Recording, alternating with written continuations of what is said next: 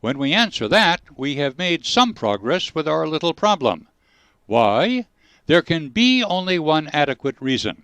Someone wanted to learn to imitate your writing and had to procure a specimen of it first.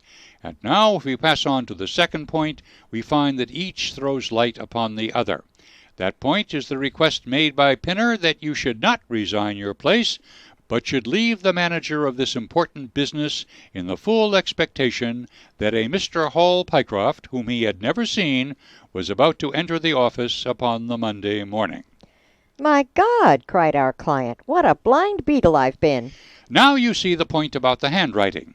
Suppose that someone turned up in your place who wrote a completely different hand from that in which you had applied for the vacancy.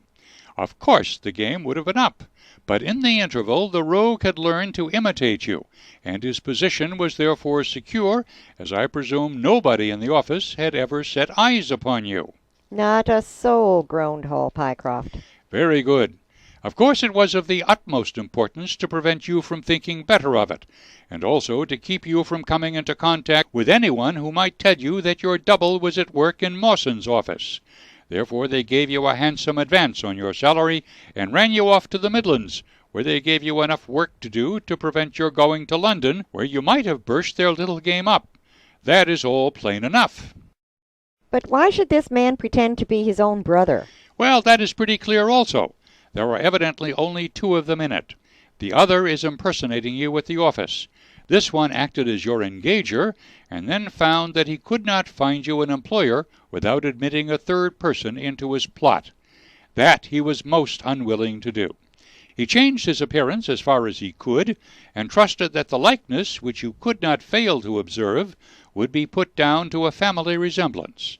But for the happy chance of the gold stuffing, your suspicions would probably never have been aroused. Hall Pycroft shook his clenched hands in the air. "Good Lord!" he cried. "While I've been fooled in this way, what has this other Hall Pycroft been doing at Mawson's? What should we do, Mr. Holmes? Tell me what to do."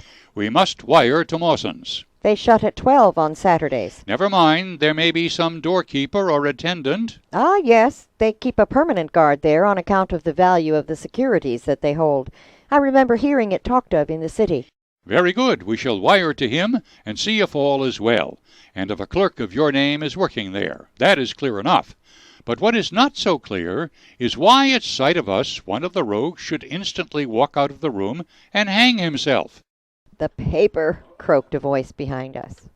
The man was sitting up, blanched and ghastly, with returning reason in his eyes, and hands which rubbed nervously at the broad red band which still encircled his throat. "The paper, of course," yelled Holmes in a paroxysm of excitement. Idiot that I was! I thought so much of our visit that the paper never entered my head for an instant. To be sure, the secret must lie there. He flattened it out upon the table, and a cry of triumph burst from his lips. "Look at this, Watson," he cried. "It is a London paper, an early edition of the Evening Standard. Here is what we want. Look at the headlines. 'Crime in the City. Murder at Mawson and Williams. Gigantic attempted robbery. Capture of the criminal.' Here, Watson, we are all equally anxious to hear it, so kindly read it aloud to us." It appeared from its position in the paper to have been the one event of importance in town, and the account of it ran in this way. "A desperate attempt at robbery, culminating in the death of one man and the capture of the criminal, occurred this afternoon in the city.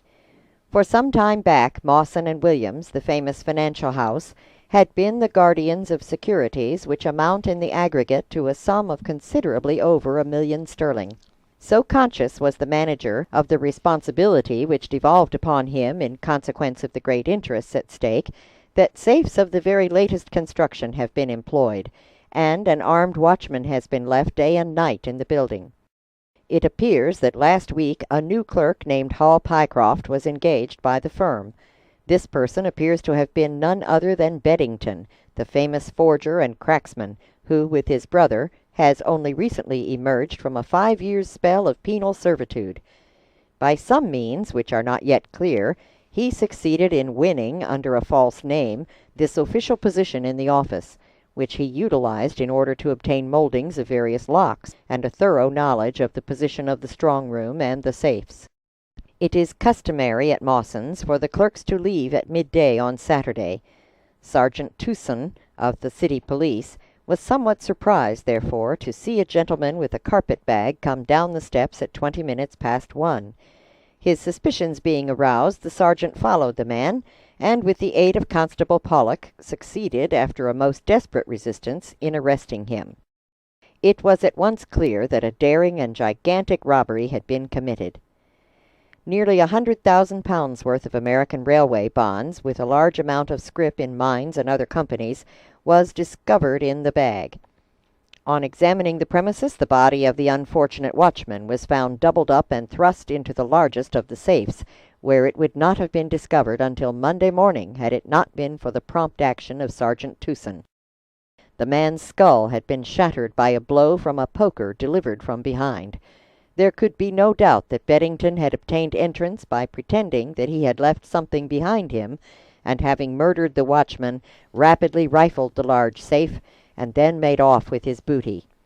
His brother, who usually works with him, has not appeared in this job, as far as can at present be ascertained, although the police are making energetic inquiries as to his whereabouts.